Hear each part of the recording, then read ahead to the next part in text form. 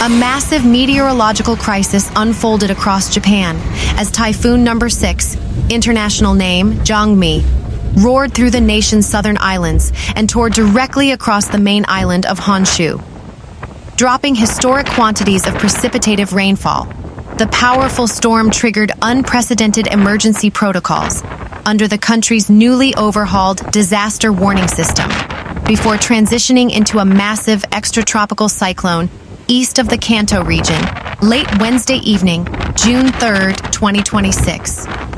The Japan Meteorological Agency, JMA, confirmed that the storm officially made landfall on the southern tip of the Kii Peninsula in Wakayama Prefecture at approximately 4:30 a.m. on Wednesday, June 3rd. This tracking ranks Jangmi as the fourth earliest typhoon to make landfall on mainland Japan since official record-keeping began in 1951, presenting an alarmingly early start to the archipelago's annual cyclone season. Typhoon No. 6 initially developed as a tropical depression over the warm, energetic waters of the western Pacific Ocean in late May. Fueled by unseasonably high sea surface temperatures, the system rapidly organized, tracking north-northwestward and gaining designation as Typhoon Jangmi. On May 27-31, the system transitions rapidly into a severe tropical storm and intensifies further into a recognized typhoon as it barrels toward the Ryukyu archipelago. On June 1st, the eye of Typhoon No. 6 directly brushes past Okinawa main island. It unleashes destructive wind gusts up to 45 to 50 meters per second and disrupts localized socioeconomic infrastructure. On June 2nd, as the typhoon arcs northeastward over the waters south of Kyushu, its external rain bands collide with an active stationary seasonal rainy season front, Bayou Zensen, hovering along Honshu's Pacific coastline. This atmospheric interaction creates a catastrophic multiplication effect, synthesizing multiple clusters of linear rain bands, Senjoku Suitai. On June 3rd, 4:30 a.m., the center of Typhoon No. 6 makes landfall in southern Wakayama Prefecture, packing a central atmospheric pressure of roughly 980 hectopascals. June 3rd, morning-afternoon. The storm accelerates northeastward at a blistering speed of 45 to 50 kilometers per hour, raking across the Tokai region before slamming directly into the densely populated Kanto-Koshin metropolitan area. On June 3rd, 9 p.m., the JMA declares that Typhoon No. 6 transitioned into an extratropical low-pressure system off the coast of Choshi, Chiba Prefecture. However, because its wind field expanded dramatically to a diameter of 1090 kilometers, severe weather warnings remain active across northern Japan. Severe weather warnings remain active across northern Japan.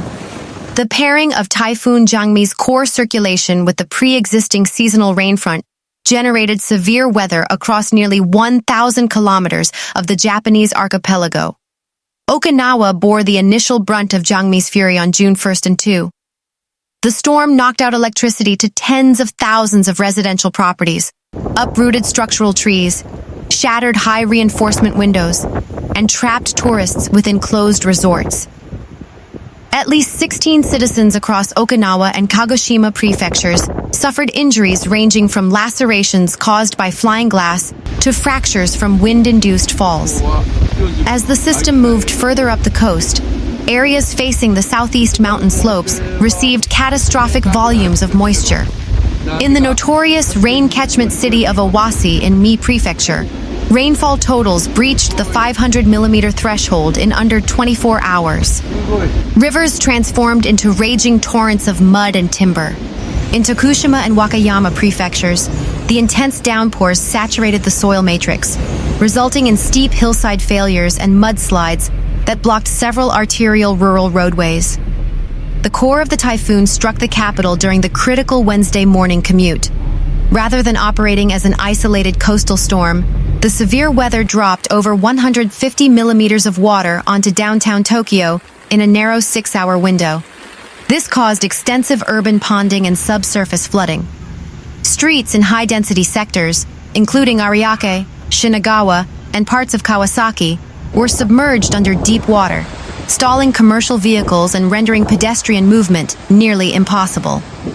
Typhoon number 6 holds a historic distinction as the first major tropical system to test Japan's newly revised, highly intuitive 5-level emergency warning matrix, which rolled out nationally just days prior on May 29, 2026. The system uses strict numerical bands and simplified color coding to ensure that non-Japanese residents and tourists can easily recognize critical life safety thresholds.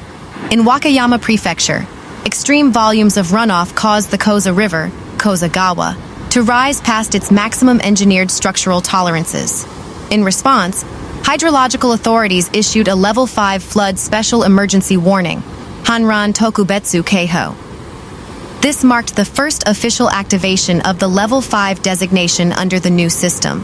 A Level 5 alert signifies that an active catastrophe is underway, meaning evacuation to traditional shelters is no longer safe. Instead, citizens are instructed to execute immediate vertical relocation to the highest floors of reinforced concrete structures. Simultaneously, local municipalities in parts of Tokushima Prefecture issued parallel emergency safety orders to protect vulnerable populations.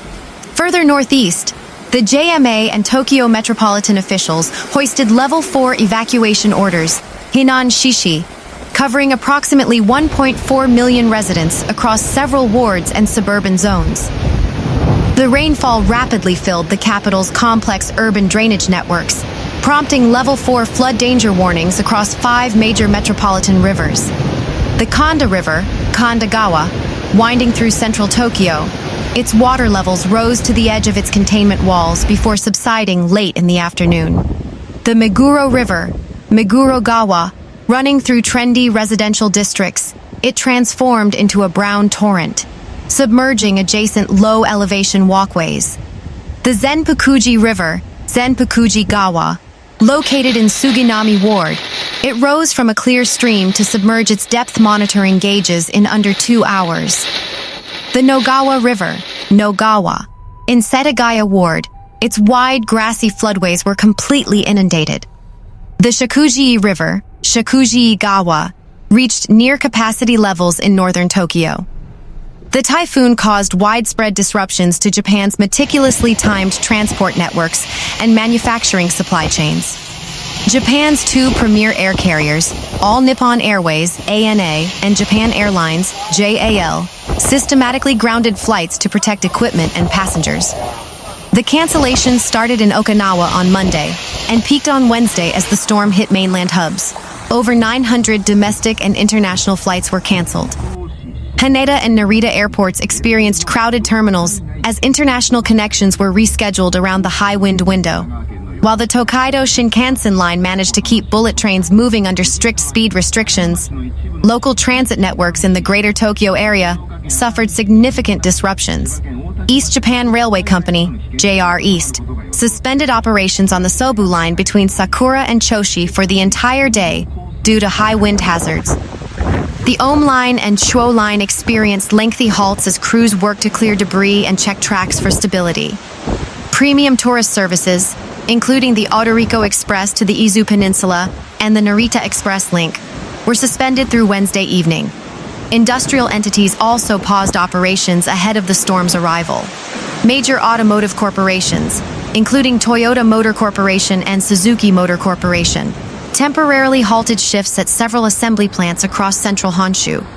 This preemptive measure ensured the safety of their workforces and prevented parts delivery backlogs from disrupting regional supply networks. In response to the early season storm, Chief Cabinet Secretary Minoru Kihara announced that the Prime Minister's office had activated an information liaison office within the Cabinet's Disaster Management Center. This center coordinated directly with regional governors to streamline resources and issue timely alerts. Emergency management departments have shared essential safety protocols tailored for international travelers and local residents navigating the storm's aftermath. Meanwhile, massive storm surges, historic coastal inundation, and extreme marine hazards battered the Japanese archipelago as Typhoon No. 6 swept across the nation's Pacific coastline. Maritime authorities warned that the storm's expanded wind field, stretching over 1,090 kilometers, will continue to generate dangerous waves and coastal flooding through Thursday, June 4th. The severe coastal damage caused by Typhoon number 6 was driven by three distinct meteorological factors that combined along the southern and eastern shores of Honshu. The suction effect, inverse barometer. The central pressure of Typhoon number 6 dropped to around 980 hectopascals. This extreme low pressure effectively acted like a vacuum, lifting the sea surface by roughly 1 centimeter for every 1 hectopascal drop below normal atmospheric pressure. The wind-driven surge, setup. Hurricanes and tropical systems rely on momentum. Jangmi's sustained winds exceeding 35-45 meters per second drove massive volumes of ocean water directly toward the shallow bays of the Tokai and Kanto regions, trapping the water against the land. The storm's arrival coincided with high tide cycles across several prefectures. This added baseline elevation to the storm surge, pushing ocean water over seawalls and into coastal communities. Okinawa and the Amami Island chain felt the initial impact of Typhoon number 6's maritime fury. Rolling swells reached heights of 9 to 10 meters, crashing into concrete tetrapods along the coast. In several Okinawan ports, the combination of high winds and rising waters broke mooring lines, causing small fishing boats to collide or capsize within their slips. Portions of coastal highways were covered in sand, coral debris, and sea foam, forcing local police to close key coastal routes. As Typhoon number 6 moved toward mainland Japan, it pushed a massive wall of water into the exposed bays of Kochi, Tokushima, and Wakayama Prefectures. When the storm made landfall in southern Wakayama at 4:30 a.m. on Wednesday, offshore monitoring buoys recorded wave heights over 11 meters. The storm surge reached 1.8 meters above normal tidal levels in regional harbors. Seawater poured over coastal defenses, flooding the ground floors of waterfront homes and local businesses. Seafood processing plants and aquaculture facilities suffered extensive damage, with netting and storage structures torn apart by the waves. On Wednesday morning, the storm moved into the Tokai region, forcing water into the shallow V-shaped profile of Icy Bay.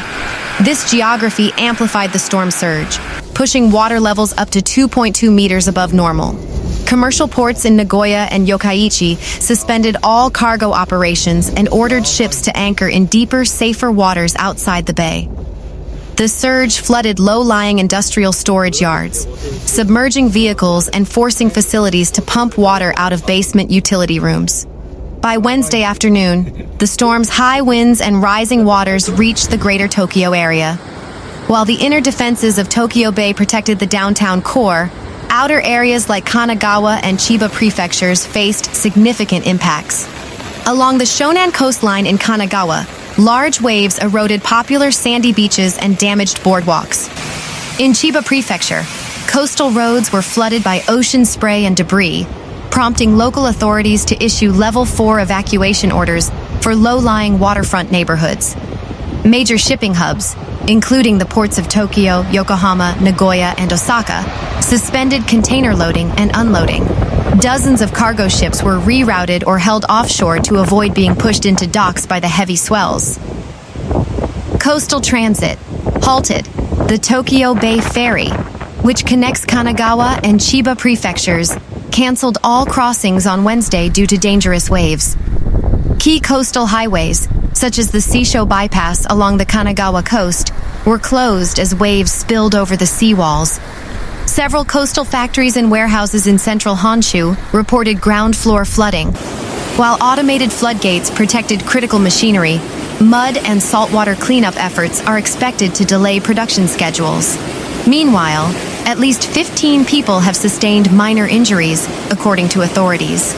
The storm, with a central pressure of 985 HPA, has cut power to nearly 60,000 households so far, and authorities have been receiving reports of flooding, fallen trees and debris, and landslides across a wide stretch of regions. Government spokesperson Minoru Kihara said during a regular press briefing. "If you sense any danger, please do not hesitate to take early action to protect your lives," Kihara said.